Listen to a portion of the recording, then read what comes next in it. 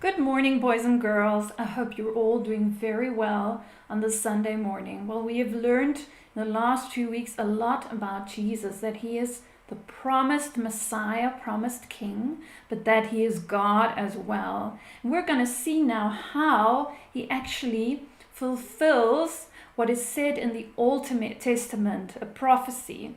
And a prophet was speaking about the Messiah was to come. Now, a prophet, I don't know if you guys have heard what a prophet is, but a prophet was somebody who would speak God's word to the people. So he would be like God's mouthpiece. He would speak God's word to his people. Today we don't need that because we have the Bible.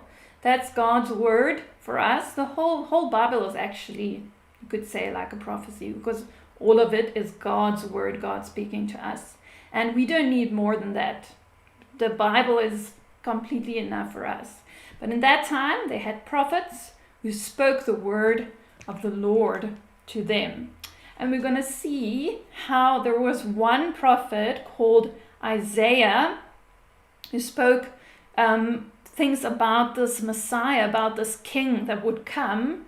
And if you listen to it now, you will actually hear it's exactly the kind of things that Jesus has been doing, that we've been learning about in our lessons. So of course, we read out of the Bible. God is now speaking to us.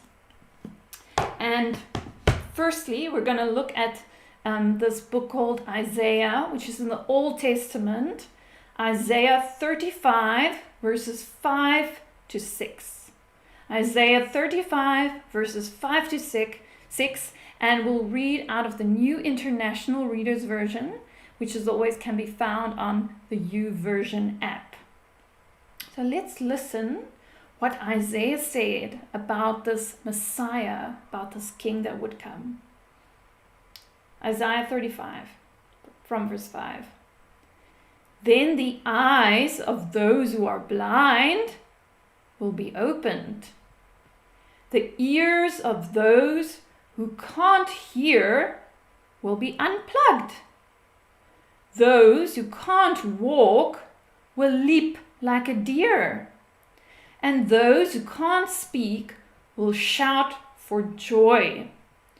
Water will pour out in dry places. Streams will flow in the desert. Now, do you remember we learned about Jesus making a blind man see? We heard about Jesus opening the ears of those who can't hear. We've heard of Jesus who helped somebody who wasn't able to walk.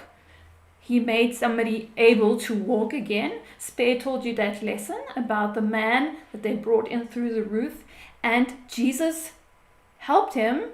Jesus performed a miracle so that he could walk again. And next passage we're going to read now is out of the New Testament, Matthew 15, verses 29 to 31.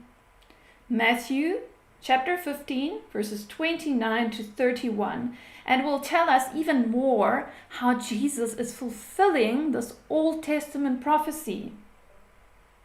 Matthew 15, from verse 29. Jesus left there. He walked along the Sea of Galilee. Then he went up on a mountainside and sat down. Large crowds came to him. They brought blind people and those who could not walk. They also brought disabled people, those who could not speak, and many others. They laid them at his feet, at Jesus' feet, and he healed them. The people were amazed. Those who could not speak were speaking. The disabled were made well. Those not able to walk were walking. Those who were blind could see. So the people praised the God of Israel. So we can see how all these words that the prophet Isaiah spoke is coming true in Jesus. And we can see because he does these miracles, he isn't just the Messiah or the promised king. He is God himself, the Son of God. Now there was a prophet that came just before Jesus, and he was called John the Baptist. And at some stage, he was arrested and he was in prison.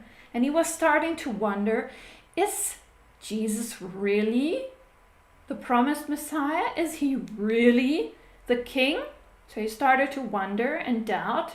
And this is what we read in Luke 7, verses 18 to 22. Luke 7, verses 18 to 22. John's disciples told him about all these things. So he chose 2 of them. He sent them to the Lord. John told them to ask him, "Are you the one who is supposed to come, or should we look for someone else?"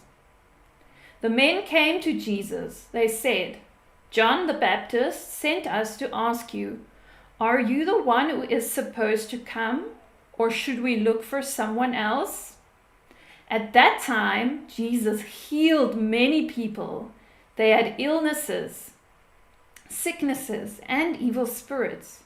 He also gave sight to many who were blind. So Jesus replied to the messengers, "Go back to John. Tell him what you have seen and heard. Blind people receive sight. Disabled people walk. Those who have skin diseases are made clean," like we learned about the leper. "Deaf people hear. Those who are dead, like we learned last week, are raised to life. And the good news is announced to those who are poor." Now, boys and girls, these miracles are amazing, and they're supposed to show the people that he is not just the Messiah, but that he is a promised, that he is God as well. He is God's son. And the biggest miracle we should remember is not actually one of these, him making the blind people see, him letting people be able to walk again, making people alive, but the actual thing that he does in our hearts. That is the biggest miracle, when Jesus comes into our lives and changes us completely. Remember, we talked about that we are sick with our sin, that we are dead in our sin. And the biggest miracle is God actually making us alive again, born again from the inside. And what he did on the cross is that he took all of our sin, all of our sickness onto himself, as if he was the one that was sinful and sick, but he was actually not. How amazing is that? So he took our place on the cross to die for our sin, so that our lives can be changed completely. How amazing is that, boys and girls? So I hope you have a lovely rest of your Sunday, and I will see you next week. Bye-bye.